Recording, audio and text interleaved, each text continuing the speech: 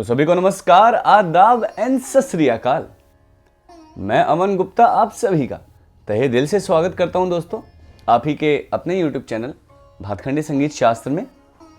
आशा करता हूं कि आप सभी लोग स्वस्थ होंगे, मस्त होंगे और आप सभी की पढ़ाई जोरों शोरों से चल रही होगी। तो कमेंट सेक्शन में बताइए दोस्तों, कैसे हैं आप सभी लोग, ईच एंड एवरीवन, और आप सभी की पढ़ाई कैसी चल रही है। आशा करता हूं कि सब बढ़िया होंगे। दोस्तों आ गए हैं तो वीडियो को लाइक ज़रूर करिएगा, न्यू है तो सब्सक्राइब करिएगा और बेल आइकन को याद से ज़रूर दबाइएगा। एंड वीडियो को ज़्यादा से ज़्यादा दोस्तों आप लोग शेयर भी कीजिएगा, ठीक है। ज़्यादा से ज़्यादा शेयर करिएगा ताकि हम ज़्यादा से ज़्यादा अपने इस परिवार को बड़ा कर सके। कक्षा शुरू करने से पहले दोस्तों मैं आप सभी के साथ एक बहुत अनफॉर्चुनेट न्यूज़ शेयर करना चाहूँगा, जिस बारे में आप सभी लोग जानते भी हैं और आप समझ भी गए होंगे कि दोस्तों मैं किस बारे में चर्चा करना चाहता हूं। कि विश्व पूजनीय उस्ताद जाकिर हुसैन खान साहब का जो है दोस्तों वो निधन हो चुका है। अंदर से जब मैंने ये न्यूज़ सुनी तो आई वॉज लाइक, मैं बहुत ही टूट चुका था ये न्यूज़ सुनकर।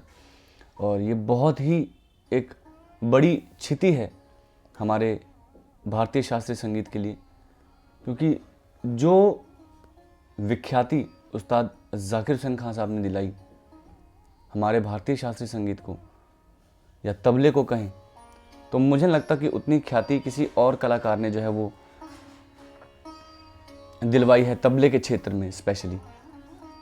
तो आप सभी से विनम्र निवेदन रहेगा कि क्या हम 2 मिनट का एक मौन रख सकते हैं उस्ताद जी के लिए। तो मैं चाहूँगा कि हम 2 मिनट का एक छोटा सा मौन रखें उनकी याद में, और उनके इस कार्य को जो है हम एक मौन के द्वारा एक ट्रिब्यूट देना चाहते हैं। तो चलिए आप सभी और हम सभी मिलकर एक मौन दें उस्ताद जी को।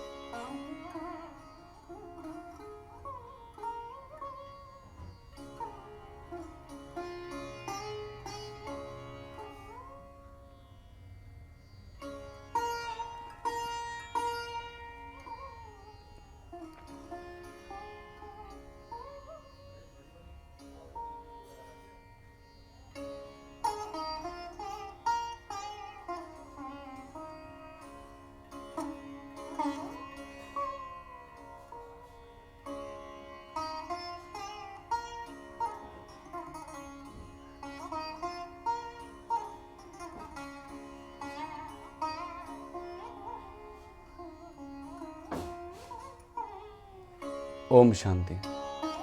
भगवान उन्हें अपने श्री चरणों में स्थान दे एवं सदैव अपने हृदय से लगा के रखें, क्योंकि ऐसे संगीतज्ञ जाकिर हुसैन खान साहब सिर्फ एक ही हुए हैं, उनके जैसा कोई और नहीं हुआ और ना जीवन में कभी होगा।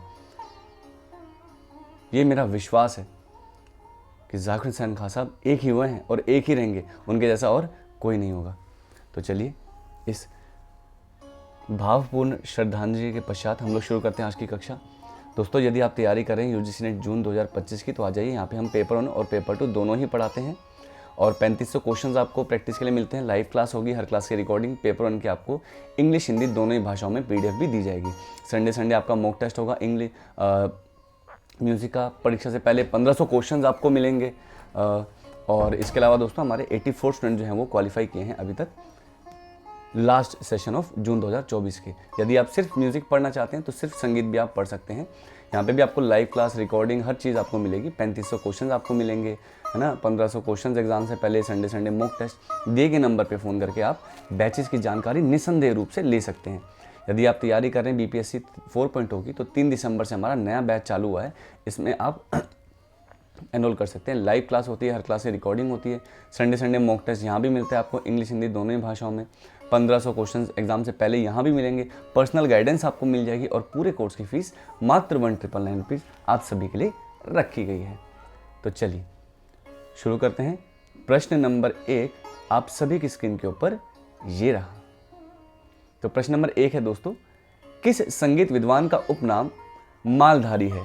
सुधा कलश जैन, पंडित सिंह भूपाल, जगदेक मल या फिर रामा मात्य। दोस्तों लाइक करते चलिएगा वीडियो को, ठीक है, लाइक करते चलिएगा।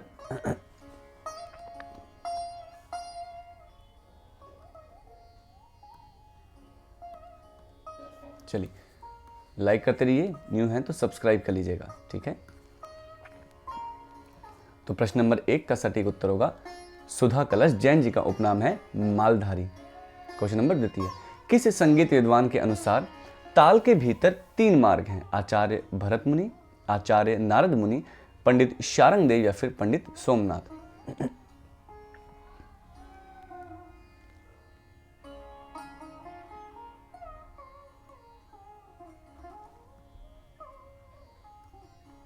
चलिए आंसर करते रहेगा कि किस संगीत विद्वान के अनुसार ताल के भीतर 3 मार्ग हैं, तो वो कौन है दोस्तों?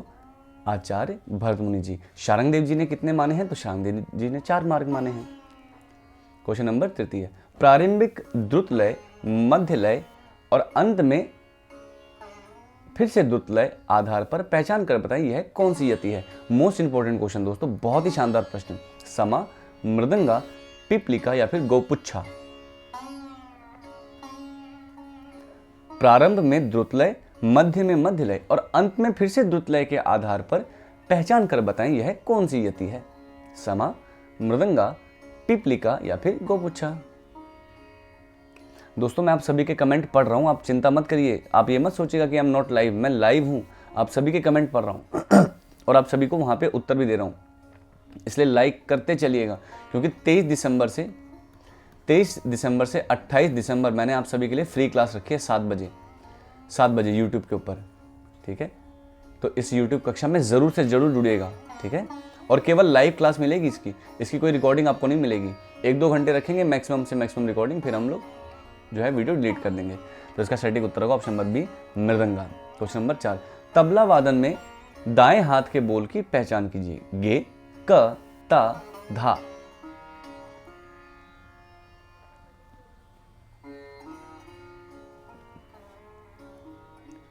तो तबले में दाएं हाथ से बजाया जाने वाला बोल तो आप सभी लोग जानते हैं वो क्या है? तो ता है। धा तो दोनों हाथों से बजेगा, का और गे जो है वो दोनों ही आपके लेफ्ट हैंड यानी बाएं हाथ से बजेंगे, दाएं हाथ से नहीं। ता आपका जो है दाएं हाथ से बजता है, थुन आपका जो है दाएं हाथ से बजता है ना, तिन आपका दाएं हाथ से बजता है। क्वेश्चन नंबर 5, पृथ्वी कुंडली कितनी मात्रा की ताल है? 40 मात्रा, 50 मात्रा, 60 मात्रा या फिर 70 मात्रा? बताइए, पृथ्वी कुंडली जो ताल है वह कितनी मात्रा की ताल है? 40 मात्रा, 50 मात्रा, 60 मात्रा या फिर 70 मात्रा?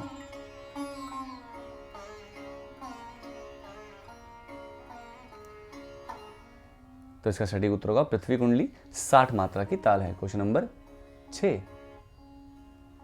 नारद मुनि ने किस ग्रंथ में 4 वर्ण के आधार पर 14 अलंकार बताए हैं?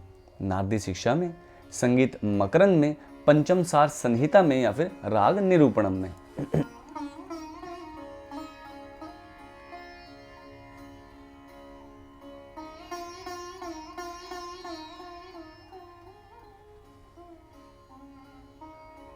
तो नारद मुनि जी ने 4 वर्णों के आधार पर 14 अलंकार किस ग्रंथ में माने हैं? तो आपका संगीत मकरंद में। किस ग्रंथ में? संगीत मकरंद में। बहुत बढ़िया, हो गए ना, इस क्वेश्चन में आउट हो गए ना, तो लाइक करते रहिए दोस्तों, अगर आउट हुए तो लाइक करिए। क्वेश्चन नंबर 7, पंचम स्वर कौन से नाम की श्रुति पर आधारित है? रक्ता, क्रोधा, आलापिनी या फिर रम्या? और पंचम कौन सी श्रुति पर स्थापित होता है ये भी आप बताइए, मुझे नहीं पता, आप लोग बताइए। आप लोग बताएंगे तो नोट डाउन कर लूंगा मैं, ठीक है। और ये सच बात है, आप लोग बता देते हैं इतनी अच्छी अच्छी चीज़ें मुझे, तो मैं अपनी नोटबुक लेके नोट डाउन करता हूँ। मुझे नहीं पता श्रुति कितनी होती है, ये सब आप मुझे बताते हैं तो मुझे पता चलता है।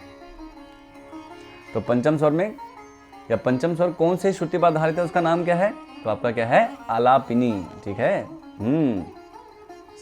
17वीं श्रुति पर, है ना, और मध्यम ग्राम में 16वीं श्रुति पर। क्वेश्चन नंबर 8, दयावती आलापनी मंदती का संबंध है दीप्ता से, करुणा से, मध्या से या फिर मृदु से?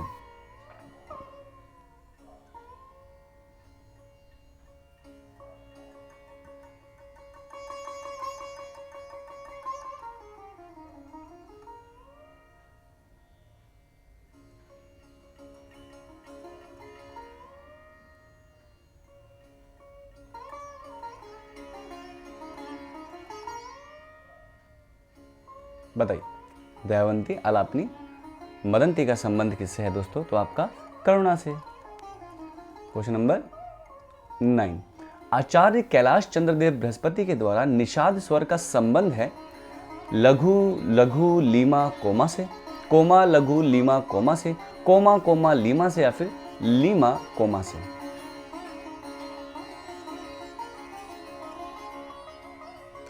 अकॉर्डिंग टू आचार्य कैलाश चंद्र देव बृहस्पति, निषाद स्वर इज रिलेटेड टू लघु लघु लीमा कोम कोमा, कोमा लघु limma comma, comma comma limma और लीमा कोमा।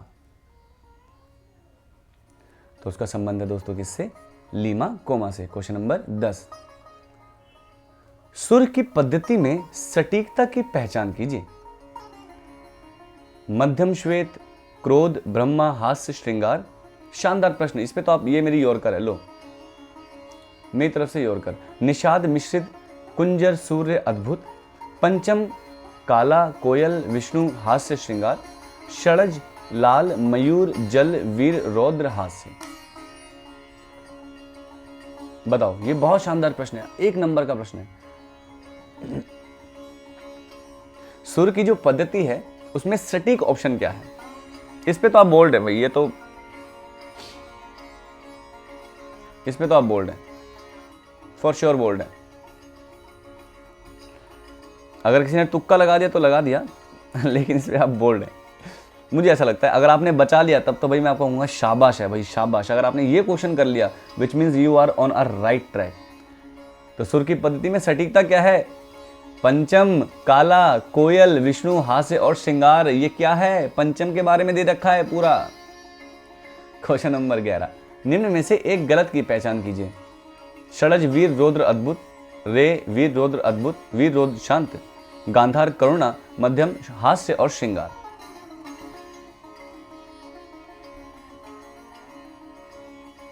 बताओ, निम्न में से गलत की पहचान करें। ये रस से क्वेश्चन है आपका, और ये भी मैं आपको पढ़ा ही चुका हूँ यूट्यूब के ऊपर free of cost, demo class number 3 पे। स्वर वाला जो मैंने डेमो क्लास दिया था, जो अभी भी अवेलेबल है, उसमें आपको मैंने ये पढ़ाया था। तो ऑप्शन नंबर बी गलत होगा। क्यों? क्योंकि षडज का वीर रौद्र अद्भुत यही सेम रस होता है किसका? तो ऋषभ का। वीर रौद्र और अद्भुत, यहाँ पे शांत नहीं आना चाहिए था, अगर अद्भुत आता तो सही हो जाता। क्वेश्चन नंबर 12, निषाद सुर के ऋषि की पहचान कीजिए। नारद, विष्णु, तुम्बुरु या फिर ब्रह्मा।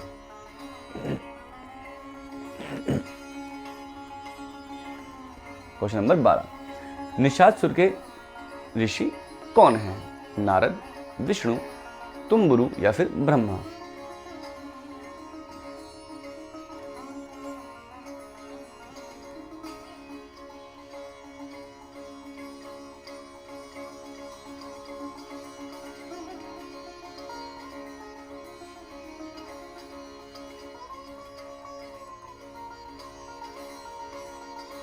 बताइए, तो निषाद सुर के ऋषि कौन है दोस्तों? तो आपके तुम्बुरु मुनि। क्वेश्चन नंबर 13, मध्यम स्वर के द्वीप की पहचान कीजिए। जम्बू, कुश, क्रोंच, श्वेत।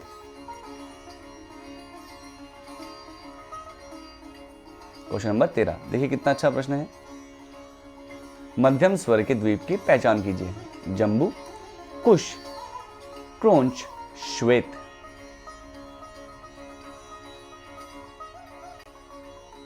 तो क्या होगा दोस्तों? क्रोंच, यानी कि कौवा। क्या है? कौवा। और जो लाइक नहीं कर रहा है उसके घर भी मैंने भेज दिया है कौवा, काला वाला। ठीक है, अब वो काटेगा आप लोग को अगर लाइक नहीं करोगे। भाई प्लीज लाइक कर दीजिए। क्यों करना है? क्योंकि डेमो क्लास लेके आ रहा हूँ भाई आप लोग के लिए, डेमो क्लास। हाँ जी, यस, डेमो क्लास आ रही है आपके लिए 23 दिसंबर से 28 दिसंबर, डेली चलेगी, डेली 7 बजे।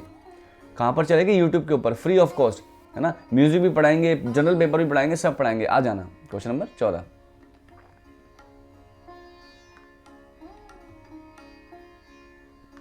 उत्तर भारत में संगीत बोलतान को दक्षिण भारत में किस नाम से जानते हैं? विसर्जितम, आदि, निर्बल, मध्य, कलाकृति।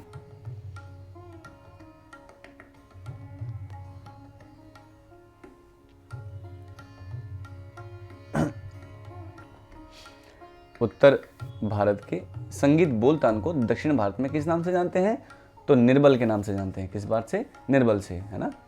क्वेश्चन नंबर 15, पाश्चात्य संगीत में लीडिंग नोट को उत्तर भारत में किस नाम से जानते हैं? मध्यम, पंचम, निषाद, गांधार। ये बहुत अच्छा क्वेश्चन है, ये सभी एग्जाम के लिए, for all exam, all exams, ये सभी परीक्षा के लिए है। अब बताइए, चाहे बीपीएससी हो, एसटेट हो, यूपीटीईटी हो, यूजीसी नेट हो, आरपीएससी हो, हर एग्जाम के लिए पाश्चात्य संगीत के लीडिंग नोट को उत्तर भारत में किस नाम से जानते हैं?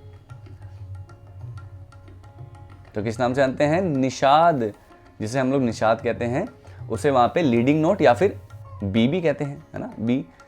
बी आप समझ गए, यानी कि षडज होता है आपका सा और इसके नीचे होता है बी, तो बी आपका क्या होगा? निषाद हो गया, है ना। भाई बताना चाहेंगे, यदि आप तैयारी कर रहे हैं यूजीसी नेट बैच की, तो दोस्तों ज़रूर आ जाइए।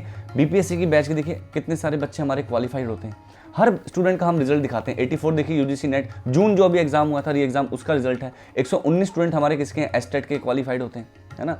और आप भी इनकी तरह करना चाहते हैं, बिल्कुल आ जाइए। यहाँ पे हम पेपर 1 और पेपर 2 दोनों ही आपको पढ़ाते हैं। 4 नवंबर से बैच शुरू है। 3500 क्वेश्चन म्यूजिक के मिलेंगे प्रैक्टिस करने के लिए। लाइव क्लास मिलेगी, हर क्लास की रिकॉर्डिंग, पेपर 1 की पीडीएफ मिलेगी, इंग्लिश हिंदी भाषा में प्रैक्टिस क्वेश्चन की भी पीडीएफ मिलेगी, पेपर 1 की स्पेशली।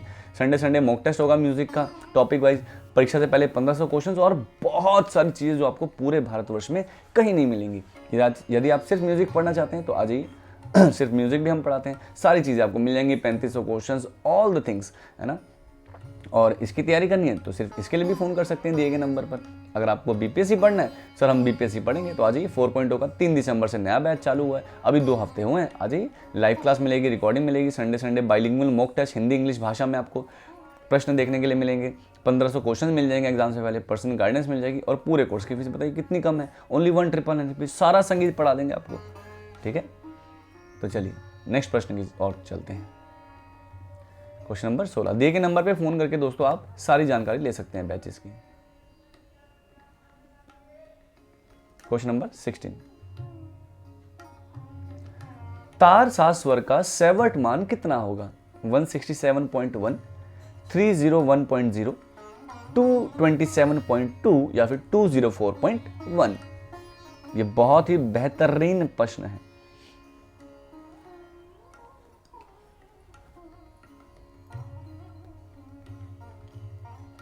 बताइए। तो तार षड्ज स्वर का सेवर्ट मान कितना होगा? तो 301 सेवर्ट। कितना सेवर्ट? 301 सेवर्ट। अब ये लॉजिकल क्वेश्चन पूछा है मैंने आपसे, अब ये बहुत लॉजिकल क्वेश्चन पूछा है। अब आप अगर मुझे बोलेंगे सर ये प्रश्न गलत है, तो नहीं है भाई, गलत नहीं है, लॉजिक लगाइएगा, थोड़ा सा सोचिएगा, आपको पता चल जाएगा मैंने क्या पूछने की कोशिश करी है। और एग्जामिनर भी यही करता है आपके साथ, एग्जामिनर भी यही करता है, वो आपसे ऐसे नहीं पूछ लेगा कि डायरेक्ट पूछ लेगा, नहीं, इनडायरेक्टली खेलेगा, थोड़ी सी कम बातें बोलेगा आपसे, लेकिन पूछेगा कुछ और। वो आपको समझना है कि मैंने पूछा क्या है, ठीक है। इसको गलत नहीं बोल सकते आप लोग, एकदम परफेक्ट क्वेश्चन है। अब बताइए किस लॉजिक से मैंने पूछा है, इसका कमेंट आप लोग करना, चलो कमेंट करना कि मैंने किस लॉजिक से ये पूछा है। क्वेश्चन नंबर 17, पाश्चात्य संगीत का एफ शार्प उत्तर भारत में किस नाम से जाना जाता है? मध्यम, कोमल मध्यम, तीव्र मध्यम या फिर शुद्ध निषाद? देखो कितना अच्छा प्रश्न है, हर एग्जाम के लिए, for all exam, all exams. तो पाश्चात्य संगीत में जिसे हम लोग एफ शार्प कहते हैं, उसे हम लोग क्या कहते हैं? तीव्र मध्यम। मध्यम होता है आपका एफ, और अगर इसी में हम लोग शार्प का तड़का लगा दें, शार्प बोलिए या फिर जी फ्लैट बोलिए, दोनों एक ही बात है, तो ये आपका तीव्र मध्यम होता है। क्वेश्चन नंबर 18, लाजवंती राग की रचना किस विद्वान के द्वारा की गई है? उस्ताद अली अकबर खां, पंडित लालमणि मिश्र, पंडित देवव्रत चौधरी या फिर पंडित दिलीप चंद्र बेदी जी? लाजवंती राग सुनिएगा, तो लाजवंती राग किस विद्वान ने किया है? तो उस्ताद अली अकबर खां साहब। क्वेश्चन नंबर 19, रागों के समय की दृष्टि से या रागों के समय की दृष्टि के आधार पर चंद्रयान रागों की परिकल्पना किस संगीत विद्वान की देन है? बहुत अच्छा क्वेश्चन, चलो बताओ। ये भी मेरा यॉर्कर है, शानदार क्वेश्चन। रागों के समय की दृष्टि के आधार पर चंद्रयान रागों की परिकल्पना किस संगीत विद्वान की देन है? आतुर कृष्ण पिशारदी, भूमल्ल देव, आचार्य नारद मुनि या फिर आचार्य भरत मुनि?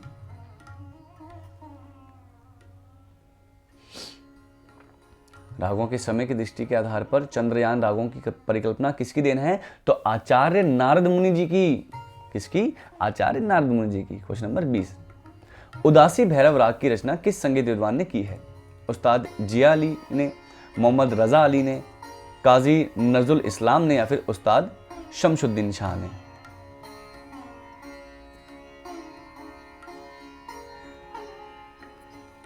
बताइए, उदासी भैरव राग की रचना किस संगीत विद्वान की देन है? तो किसी देन है? काजी नजरुल इस्लाम जी की। ठीक है, ये काजी नजरुल इस्लाम वही हैं नजरुल गीति वाले। Question number 21। शुक्ल प्लासी राग की रचना किस विद्वान ने की है? पंडित रतन मोहन शर्मा ने, उस्ताद बड़े गुलाम अली खान ने, पंडित पन्नालाल घोष ने या फिर विदुषी लता मंगेशकर जी ने? क्या बात है।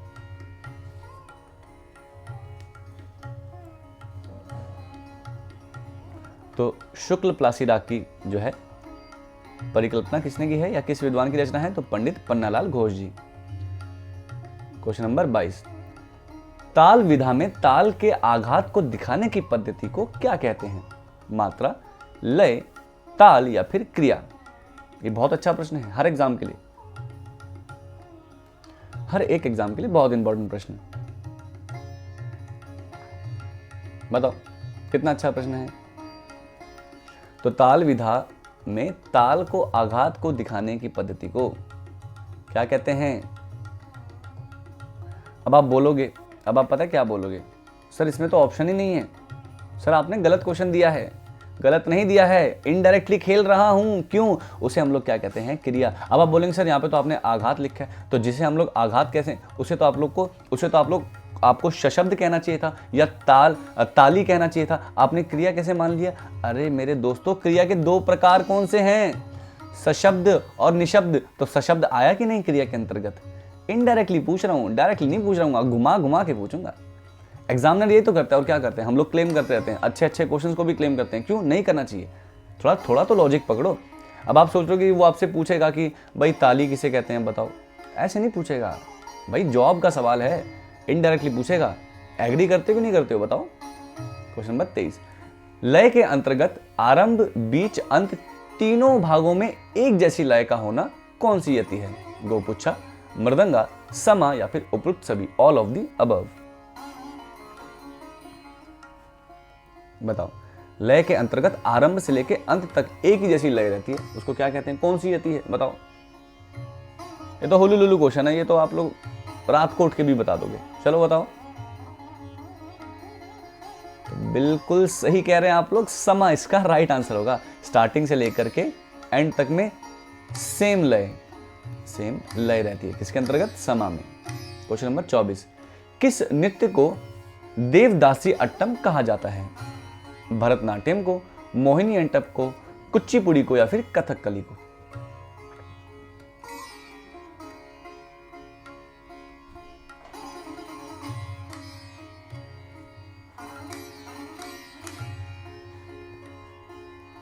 बताओ।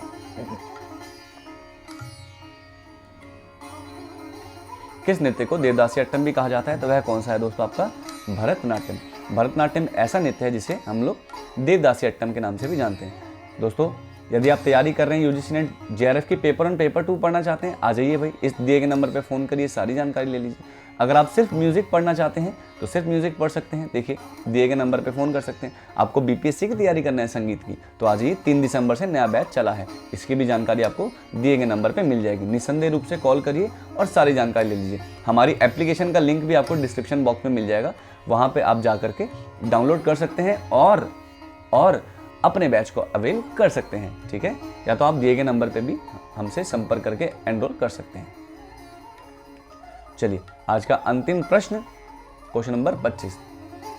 तांडव नृत्य के उपभेद का सही क्रम क्या है? उमा, कालिका, आनंद, गौरी, त्रिपुर, गौरी, आनंद, संहार, त्रिपुर, गौरी, संध्या, संहार, या फिर उमा, संध्या, गौरी, आनंद। तांडव जो नृत्य है उसके उपभेद का सही क्रम बताइए। ये मेरा आखिरी प्रश्न और यॉर्कर, ये मेरा आखिरी प्रश्न और आज का यॉर्कर।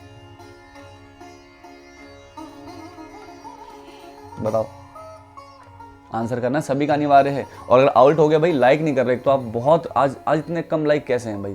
मतलब इतना बिजी शेड्यूल में भी मैं आप लोग के लिए जो है वीडियो बना रहा हूं ताकि आपकी क्लास मिस ना हो, तो आपका लाइक करना नहीं बनता है? बताइए, न्यू है तो लाइक कीजिए, सब्सक्राइब करिए, है ना, शेयर करिए ज़्यादा से ज़्यादा, ठीक है, शेयर करिए, क्योंकि शेयरिंग इज केयरिंग। जितना ज़्यादा हम चीज़ों को बांटते हैं हमारा ज्ञान भी उतना ज़्यादा बढ़ता है। इसलिए तो आपके लिए इतनी डेमो क्लास लाता हूँ मैं। कोई और देता है आपको इतनी डेमो क्लासेस? बताइए, कोई भी नहीं देता है। हम देते हैं आपको कि आपका कुछ हो जाए, बस भला हो जाए। लेकिन कुछ चीज़ें ऐसी हैं जो गुरु शिष्य परंपरा में ही देनी चाहिए, तो वो कुछ चीज़ें हम गुरु शिष्य परंपरा में देते हैं, ठीक है। तो इसका सटीक उत्तर होगा ऑप्शन नंबर सी, त्रिपुर, गौरी, संध्या और संहार। जी इसका सही क्रम है। दोस्तों 23 से 28 दिसंबर डेली क्लास चलेगी, डेमो क्लास है ना, दिसंबर में। इसमें म्यूजिक भी पढ़ेंगे, पेपर 1 भी पढ़ेंगे, सारी चीज़ें पढ़ेंगे। 7 बजे आप लोग आ जाना, यूट्यूब के ऊपर फ्री पढ़ाएंगे, है ना। नोटबुक लेकर के आ जाना, फ्री पढ़ाएंगे और एक एक टॉपिक को एक एक तरीके से हम लोग बल्ले बल्ले और थले थले कर लेंगे। तब तक के लिए स्वस्थ रहें, मस्त रहें, अपना ध्यान रखें, अपने घर वालों का ध्यान रखें और अपने देश का भी ध्यान रखिए। इस देश में गंदगी नहीं मचानी है, ये आपका अपना देश है। तब तक के लिए आप सभी से कहेंगे जय हिंद और जय भारत। देखिए 25 क्वेश्चन 26 मिनट में मैंने निपटा दिए हैं। इतनी अच्छी क्लास हो जाती है हमारी, बढ़िया से, है ना। तो चलिए तब तक के लिए जय हिंद और जय भारत।